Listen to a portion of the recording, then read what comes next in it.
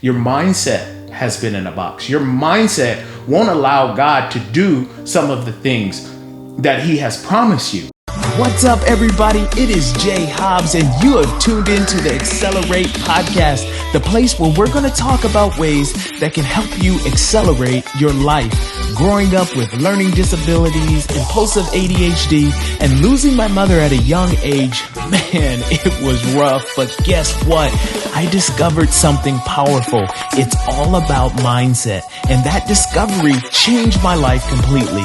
Now my life's mission is to help motivate and shift the minds of every single person I come in contact with. So get ready to accelerate and unleash the power within. Let's do this. You have tuned into the Accelerate podcast. You see it in the background. You hear me when I'm talking to you. I am your host, Jay Hobbs. Let's jump into it. Do you put God in a box? I think people put God in this perfect little tiny cute little box. And as believers and as Christians, we really put God in a box. I say we because I used to put God in a box. I used to put God in this beautiful little box. I didn't always believe what His word said.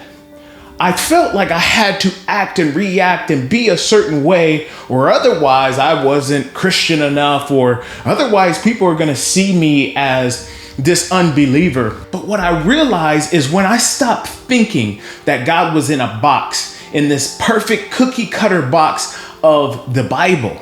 Oh my goodness, you're looking at me, you're probably listening now, okay?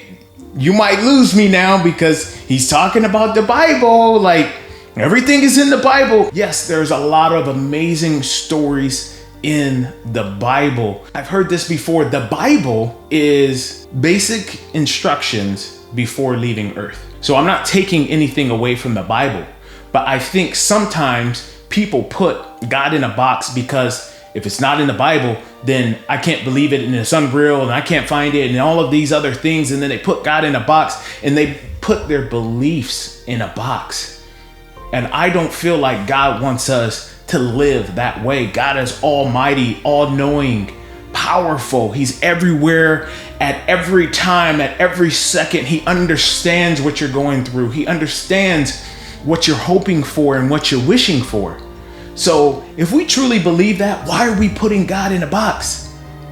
Why does the Bible talk about not having fear, but so many Christians are living in fear?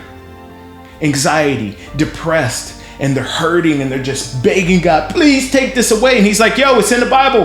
Why are you putting me in a box? Did you not read it? Sometimes you have to get out of that and understand and let God speak to you. There's other reading material. There's other things that God speaks to you through.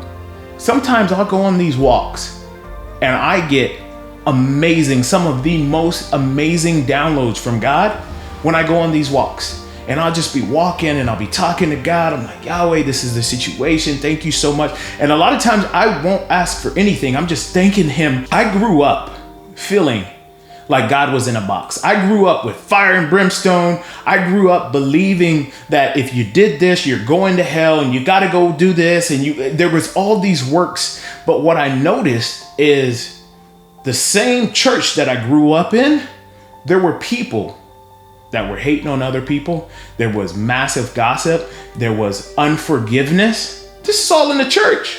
So in my mind, I felt like people are putting God in a box because you're not adhering to what the word is saying. If you haven't forgiven somebody, if you haven't released yourself and allowed yourself to be open, you're putting God in a box. If God promised you something, then why do you continue to beg Him for what He promised? Why?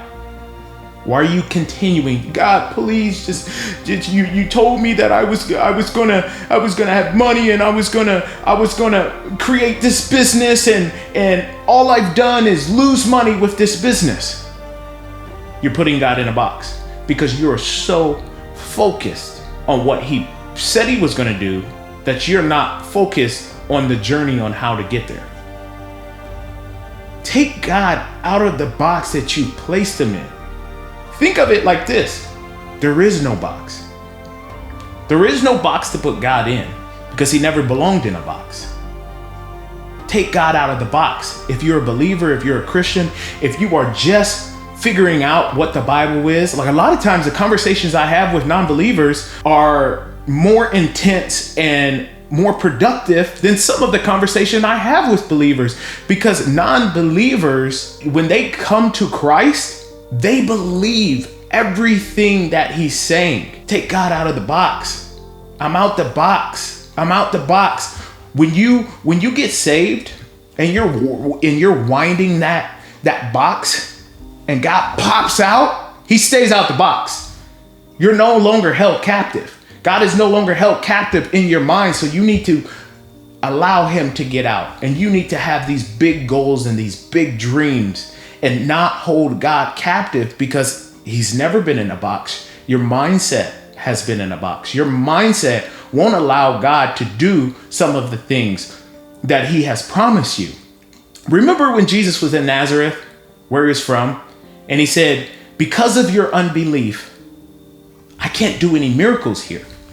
How powerful is that? They put God in a box. They put Jesus in a box. Now imagine that you believed anything and everything that God has promised you, and you walk in that and you step into that faith and you stop begging him. You stop begging him for everything. You just walk knowing that he has a plan, and you enjoy the journey. And you work on yourself. There's self-growth that needs to happen. There's a mindset shift that needs to happen. A lot of times God is waiting for you to shift your mindset. He's waiting for you to shift what you're supposed to be doing in your life in order to open up these doors, to open up these cabinets, to open up the refrigerator full of life-giving food that you need for your soul and your body and your relationship and your parenting skills. Whatever you're hoping for, whatever you've been promised, whatever desires that you have, they might be stuck in the same box that you tried to place God in. Let God out of the box. If you are a believer, then you need to believe. Be alive. So dipped into faith that you believe. Be like a child. Believe who you are and what he's promised you. Don't put God in a box. You think, who likes being in a box? Nobody likes being in a box. Do you like being in a box? No. You're free. You're alive. You're here. You're ready to shine. You're ready to develop. You're ready to be the best version of yourself. When you put God in a box, you put your dreams in a box. You put your reality in a box. You put your mindset in a box. You put every part of who he created you to be in that same box that you placed him in. If you get nothing out of this at all, understand that God doesn't belong in a box, and that when you put him in a box, you're putting everything that he's ever promised you right there in that box because of your limiting beliefs. Because you don't believe, because you haven't seen it. You don't believe because you haven't experienced it yet. You don't believe because you don't have the vehicle or the house that you want. I'm not condemning and I'm not judging, but I'm asking you, are you a true believer? Are you a true Christian?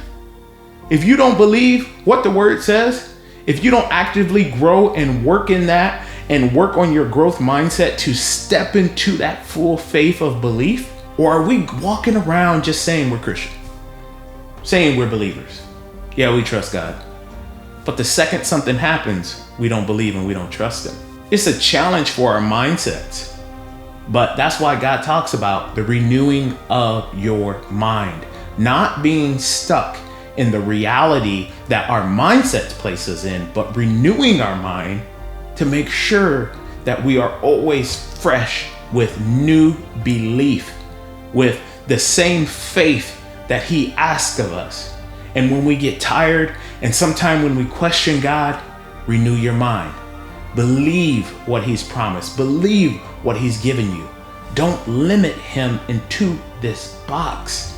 He doesn't belong in a box, He doesn't want to be in the box.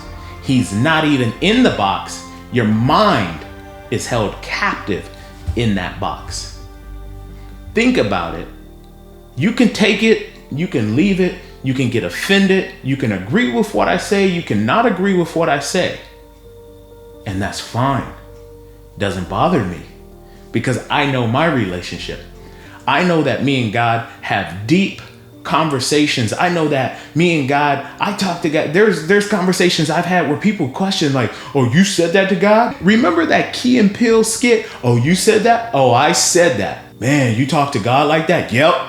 I talk to God like that because God says, come as you are. And that's all I could give at that particular time. And because I don't place him in this box of me being afraid of him. I lived too many years of being afraid of God. Like, I'm not going to be afraid to have a relationship. Is there a fear of God because I know the power that he has and I don't want to test that power? Yes, but I don't want to be afraid to have an authentic, real relationship with God. And that means that he cannot be in a box. That means that I will not allow him to be in a box. That means that I'm asking for anything and everything that he promised me, and I'm believing in that, and I'm standing in that faith. And if it doesn't come in the time frame, which it never comes in the time frame that you want it, I'm looking at me. How can I grow? What can I develop with? How can I get my mindset to that level that God wants me to be at? There's a lot of different things that we could be working on while we're waiting. And part of that is that limiting belief that we have. My relationship with my creator might be different from your relationship with your creator, and that's totally fine because friendships are different. I was scared to death of a relationship with God. I walked away from Christ for 10 years, but when I came back, I found out about his love. I found out about his grace. And when I did that, I took God out of the box. What I did is I removed the sides of the box so that I could be fully exposed to God's grace, his mercy, his power, his forgiveness, everything that he promised me, everything that he had for me. When I got a relationship, a friendship, a loving, earnest friendship. You know how with your friends, you get mad at your friends or your friends get mad at you. Generally, if it's a great friendship, you don't feel right inside because something's off, something's missing, and you want to fix that as quickly as possible. That is the relationship I have with God. When I do something that's not in line with him, I want to fix that. When I feel a little anxious or I feel maybe that I might be getting mad because it didn't get the way, I want to fix that because my relationship is so important. I don't necessarily feel bad for these emotions and these feelings because of my relationship, because my God knows my heart. He knows my mind. He knows what I'm going through. And I know that he doesn't hold anything against me. And that he already forgave me even before I asked for forgiveness. That is the relationship. That is the love. That is the mercy that he has for you if you remove the sides and allow God just to show his light and his essence and his presence over you. Allow that to wash over you and see what type of relationship you can have with God. But at the end of the day, it's all about your mindset, renewing your mindset to accelerate and move forward, to be the best you, to be the best friend, to be the best servant that you can possibly be. It starts here, the renewing of your mind. I ask you, will you renew your mind and take the sides off the box and just be exposed to God's love and goodness for your life? If you want to continue to grow, if you want to continue to shift your mindset, then join me next time on the Accelerate Podcast. But until next time, peace.